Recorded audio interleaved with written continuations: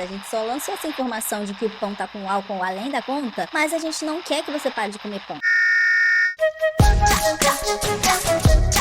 Olá, terráqueos! Essa semana saiu uma notícia sobre a presença de álcool nos pães, inclusive sendo detectado pelo bafômetro nas leis secas. Você ouviu falar disso? Quer entender melhor essa história? Então vamos junto assistir essa reportagem da CNN, que o Proteste vai explicar como é que o álcool está presente no pão e como é que ele é detectável no bafômetro. Vamos assistir juntos? Muitos questionamentos, hein? Então calma lá, que a gente vai agora conversar com o representante da Proteste, que é justamente a empresa responsável por esse tipo de análise. A gente conversa com o Henrique Lian, diretor executivo da Proteste. Henrique, obrigada, hein, pela gentileza de conversar com a gente. Muito obrigado, Elisa. O papel de vocês é fundamental em levar uma informação como essa aos consumidores. Henrique, agora as pessoas estão perguntando, o que é isso, gente? O que aconteceu? Puseram álcool no pão? Mas uma criança come pão? Então calma lá, minha gente. Vamos esclarecer. Primeiro, Henrique, tem álcool no pão, em qualquer pão? Isso é habitual num processo de fabricação de qualquer pão? Bom, antes do Henrique começar a falar, eu vou falar. Eu sou nutricionista, para quem não sabe. A gente aprende, inclusive, não só na faculdade, né? A gente aprende desde a escola, ou deveria aprender, sobre os tipos de fermentação que as bactérias fazem. E um desses tipos de fermentação é a fermentação alcoólica. A fermentação alcoólica é a que é feita em vinhos, por exemplo. Só que no vinho, o álcool, ele é utilizado como parte do produto. Já no pão, a fermentação alcoólica também acontece. Só que no processo de cozimento do pão, de levar ele ao forno, dele cozinhar, esse álcool, ele evapora. Ou seja, pães não deveriam conter álcool depois de assados, né? Não deveriam conter álcool na sua composição depois de assados, que é o que aconteceu nesses casos desses pães aí, que a gente vai ver de quais marcas foram, como é que é. Sim, o álcool aparece em dois momentos.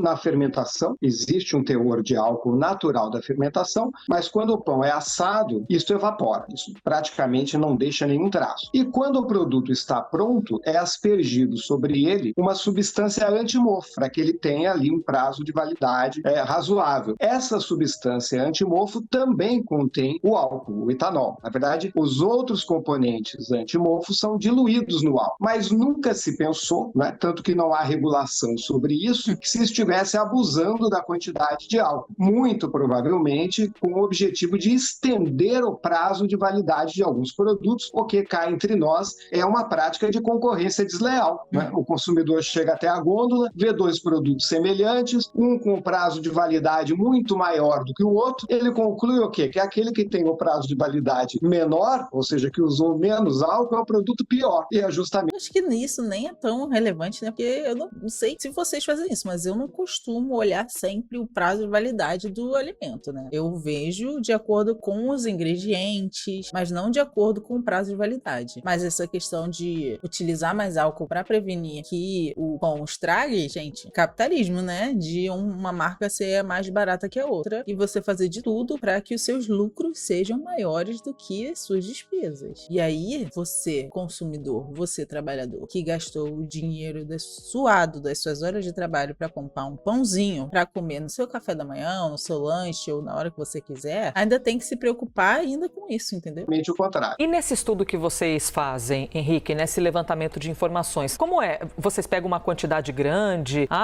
determinada linha de tal produto, analisa mais de uma vez? Como é que é feito assim para vocês terem certeza que de fato esses produtos estão com uma quantidade a mais dessa substância? Nós recebemos então informações, percepções de consumidores, decidimos investigar e como é feito o trabalho. Nós determinamos qual é a amostragem. Desculpe, percepções tipo o quê? Sentir um gosto diferente, uma sensação. O que seriam essas percepções?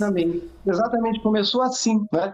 Consumidores relatando, nossa, eu abro a embalagem e tem um cheiro diferente que parece álcool. Eu comi tal marca e senti um gosto que parece álcool, né? Começa assim, então vamos ver se é. Quais são as marcas mais representativas no mercado? Se a gente comprar aquelas marcas, a gente tem mais de 80% do mercado. Fizemos a nossa listagem. Daí nós vamos ao varejo, como como clientes anônimos em várias lojas de vários estados e vamos comprando os produtos. E aí determinamos o critério de teste, nós fazemos isso há 70 anos na Europa, né? Nós somos a Euroconsumers no mundo. E olha que legal, a gente consegue ver aqui que as principais marcas são as marcas que a gente mais vê no mercado mesmo, que é Visconti, Balduco, Wikibold e Panko. Então são as marcas que tá todo mundo comendo. E é isso, né? É isso que o monopólio capitalista das indústrias nos permite. Permite a gente ter quantidades elevadas de substâncias que podem fazer mal para nossa saúde em alimentos que a gente come, que não tem outra opção. Proteste no Brasil há 23 anos, mandamos para os laboratórios que são acreditados junto aos órgãos reguladores, não é qualquer laboratório, e aí fazemos o teste. Se o resultado for desfavorável a alguma marca, nós repetimos esse teste mais 2 vezes. Então, esses produtos que nós listamos foram testados 3 vezes pelas metodologias mais rigorosas de laboratórios que atendem aos órgãos reguladores e nós... Se tem essa proteste aí, que pelo que ele tá falando é regulamentada pela Anvisa, agradece o SUS, tá? Agradece o SUS se você não tá comendo pão com álcool. Então, esses produtos que nós listamos foram testados 3 vezes pelas metodologias mais rigorosas de laboratórios que atendem aos órgãos reguladores e nós, obviamente, compramos vários produtos de cada lote e os temos conservados em situação ideal e podemos repetir esse teste a qualquer momento. Na nossa história aqui no Brasil, Elisa, de 23 anos, muitas vezes as marcas ficam descontentes com o resultado, acionam a justiça, o juiz determina a repetição dos testes e o resultado é sempre o mesmo, porque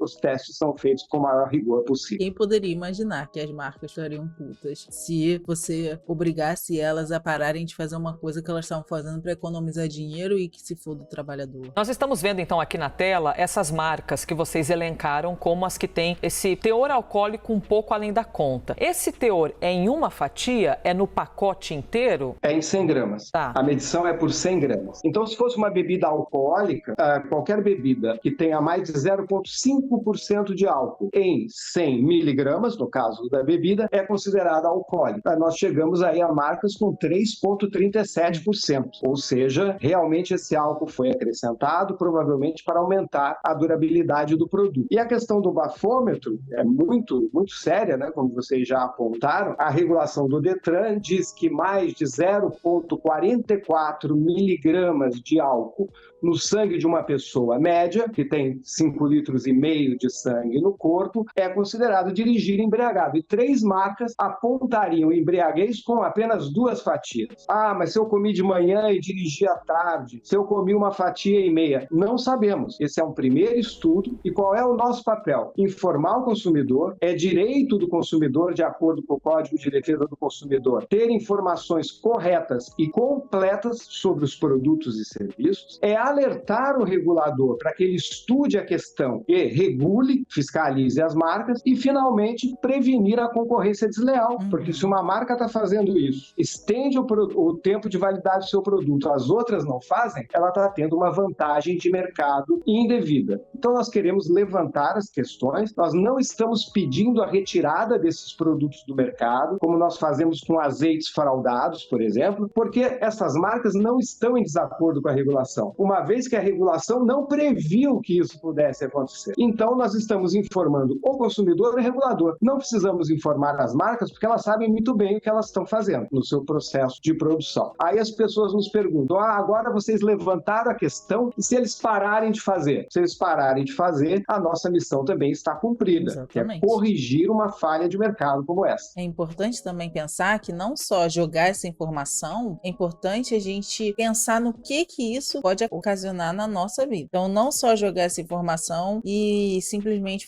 gerar um pânico nutricional de que não se pode mais comer pão no mercado, que não é essa a realidade, né? Pode comer o seu pãozinho aí, só se atente a se você sentir esse aroma ou esse odor. Por enquanto, de repente, não é bom comprar essas marcas que ele falou, apesar de que, né, são elas que predominam o mercado, né? Mas o importante é a gente não crucificar o alimento em si, porque o culpado dessa história toda não é o pão. O culpado dessa história toda são as empresas que estão estragando o pão e dando pão cheio de químico pra gente e não tá nem aí para o que isso vai fazer no nosso corpo. Me vejo obrigado a concordar com o palestrinha. vamos falar a verdade, ninguém vai ficar bêbado de pão, a não ser que coma, sei lá, um pacote desse de pão. Não sei, porque eu teria que fazer um cálculo aqui que eu não vou fazer. Mas isso também diz sobre a lei da lei seca, né? Porque deveria ter um padrão mínimo, né? Um limiar de você conseguir comer um bombom que tenha licor dentro e isso não ser detectado no bafômetro, né? Porque, venhamos e convenhamos, ninguém fica bêbado com um bombom de licor. É verdade. Pedro Duran também está conosco aqui. Nós seguimos conversando com o diretor executivo da Proteste, que é a empresa responsável por ter feito essa análise. Pedro, por favor. Oi, Henrique, bom dia. Obrigado pela conversa. Eu queria te perguntar, você disse aí que ouviu o relato de consumidores que procuraram a Proteste. Quantas pessoas vocês tiveram que relataram que foram reprovadas no teste do bafômetro porque comeram um pão? Existe isso? Alguma pessoa relatou esse tipo de situação? Não temos esse relatório. Nos últimos 10 anos, a gente vem ouvindo essa percepção e resolvemos testar. Quando testamos e encontramos níveis tão altos de álcool, veja, se fosse uma bebida seria 0,5, você tem aqui uma marca com 3,27, aí... Se você for pensar, uma cervejinha tem de 4 a 5% de álcool. Começamos a estudar do ponto de vista da regulação de trânsito. Então, no momento é uma inferência. A regulação diz que no máximo você pode ter 0,44 miligramas de álcool no sangue. Se você comer a marca Baldu 2 fatias, em tese você terá 1,69 miligramas de álcool no sangue, o que seria detectável no bafômetro. Mas em quanto tempo? Comi de manhã, fui dirigir à tarde ou à noite? O tempo que demora para o seu corpo digerir aquele alimento e aquele álcool que está no alimento. Não sabemos. É uma primeira exploração. Por isso, o nosso alerta ao regulador. Nós temos, felizmente, no Brasil, uma agência regulatória de alimentos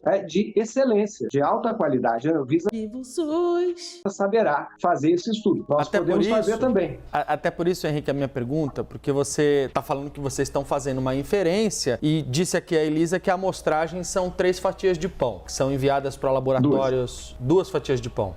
Que são enviadas para laboratórios... No caso do bafômetro, gastariam 2. São enviadas para laboratórios, enfim, com um rigor técnico que eu acredito que realmente tenham, porque a Proteste costuma trabalhar com técnicos da melhor qualidade para fazer essas análises, mas a gente está... Ai, tá bom, dessa babação de ovo, vai. falando de marcas que alimentam a mesa dos brasileiros. O pão de forma, especialmente, o pão industrializado, como também é chamado, é um dos alimentos mais prevalentes, tá? Em mais de 80, 90% dos lares brasileiros. A gente tem hoje, 2024, uma pesquisa do Instituto Fome Zero, por exemplo, dizendo que tem 13 milhões de brasileiros passando por insegurança alimentar. O pão é um dos alimentos base da cadeia alimentar do brasileiro. A preocupação... Cadeia alimentar do brasileiro é foda, né? Esse conceito tá meio errado. Rapaz, tá certo isso. De vocês, ao divulgar esse resultado, o objetivo de vocês, isso não pode passar uma mensagem às pessoas de desincentivo? Foi o que eu falei do terrorismo nutricional. Ao consumo de um alimento tão importante, uma fonte de carboidrato para a população brasileira? Olha, meu caro, eu espero que não. Nós não temos nada para o produto. A gente só lançou essa informação de que o pão tá com álcool além da conta, mas a gente não quer que você pare de comer pão. Se você for à página de divulgação do teste, que é o temálcoolnopão.com.br, você vai ver as marcas Seven Boy, Vic Bold Tradicional, Plus Vita e Pullman fora desta lista de excesso de álcool, né? Todas elas estão abaixo de 0,5% de álcool. O que a gente quer é não permitir uma distorção de mercado. O consumidor tem o direito de saber, isto é regulado pelo Código de Defesa do Consumidor. Há pessoas mais sensíveis ao álcool do que outras. Existem crianças comendo pão de forma e simplesmente existem pessoas, por motivos religiosos, por exemplo, que não querem ingerir álcool. Então, esse consumidor que foi ao mercado, escolheu uma marca... Esse comentário dele me deixou com uma pulguinha atrás da orelha, né? Mas tudo bem. Só teoria da conspiração da minha parte. Coincidência? Acho que não! E não foi informado de que ele está ingerindo álcool nessas quantidades, ele está sendo ludibriado, do nosso ponto de vista. Agora, se ele comprar a marca Puma, Plus Vita, Seven Boys, Vic Bold Tradicional, isso não vai acontecer. Então, nós mostramos com independência e e transparência, o que nós encontramos, tanto os resultados ruins quanto os resultados bons. Henrique, E reconhecemos sim que o produto industrializado é importante para a segurança alimentar do brasileiro. Então, na verdade, a comparação com o teste do bafômetro é só a título de comparação por causa do teor alcoólico que eles usam como referência. E não exatamente que alguém foi pego no teste do bafômetro e aí descobriram porque comeu pão. Ou seja, vocês só pegaram como um título a título de comparação. Exatamente. Só queria tirar uma dúvida muito rápida. Desculpa, Henrique. Mas a dosagem leva a crer que isso pode acontecer. Só queria tirar uma dúvida muito rápida para ficar claro, como serviço também para quem está acompanhando a gente. Qual é o eventual impacto para a saúde de uma pessoa que ingeriu um pão, levando em consideração os achados de vocês na pesquisa, Henrique? Depende do estado de saúde e da sensibilidade dessa pessoa. Se a gente estivesse falando, por exemplo, de uma criança tomando um remédio fitoterápico, né, 8 dessas marcas, não 6, estariam acima do que um remédio fitoterápico poderia ter para uma criança ingerir, que é a 75 miligramas. Num adulto, a gente fica com 6. No motorista, a gente fica com 3. Então, depende da idade, do peso, da quantidade de sangue do corpo, de doenças pré-existentes, e aí a gente confia muito na Anvisa para que ela faça agora um estudo completo. Nós enviamos o nosso relatório, a agência, como sempre, respondeu prontamente, já pediu mais elementos e a gente tem certeza que ela vai aprofundar a questão. Agora, ninguém tem dúvida de que álcool tem impacto na saúde. E ainda que ele seja liberado, também não temos nada contra o álcool usado de forma responsável e socialmente aceitável, ele tem que ser informado. Este produto contém álcool. E não é isso que está acontecendo. Bom, agora que eles já terminaram de falar, importante a gente pensar que esse álcool que está em excesso no pão é um álcool que foi adicionado. Não é o álcool natural que ele ocorre da fermentação alcoólica, entende? É um álcool que foi adicionado como método de preservação além do prazo de validade daquele alimento. E por isso esse álcool, ele tem, além do álcool, também outros produtos que podem fazer mal ao nosso organismo. Mas é isso. Quando a gente vê uma reportagem dessas, a gente não pode simplesmente demonizar o alimento e simplesmente gerar um terror nutricional de que aquele alimento é o vilão. E não. A gente tem que culpar quem são realmente os culpados, que são as empresas que estão fazendo isso sem pensar no risco à saúde do consumidor. E como eles falaram, crianças comem pão, sabe? Idosos comem pão, pessoas com problemas de saúde que não podem ingerir álcool comem pão. Não apontar que tem uma coisa naquele produto é uma falha no processo da empresa e por isso é tão importante ter essa regulamentação. Também acho importante ressaltar para a gente ver o quanto a participação popular é importante para mudar e para a gente cobrar as autoridades, cobrar as empresas de coisas que afetam diretamente a gente. Organizem-se, como eu sempre falo. Se você quiser uma nutricionista, estiver precisando melhorar a sua relação com a sua alimentação, clica no link da bio, que lá tem todas as informações para você agendar uma consulta comigo. E é isso, espero que vocês tenham gostado, tenham entendido do assunto, tenham entendido que o problema não é o pão, e sim as empresas. Então, pode comer o seu pãozinho de boa, sem problema, tranquilo. Tentar evitar essas marcas, né? E é isso, espero que vocês tenham gostado. Se você gostou desse vídeo, já curte. Se você não é inscrito no canal, já se inscreve e ativa o sininho para não perder nenhuma notificação de vídeo. Beijos!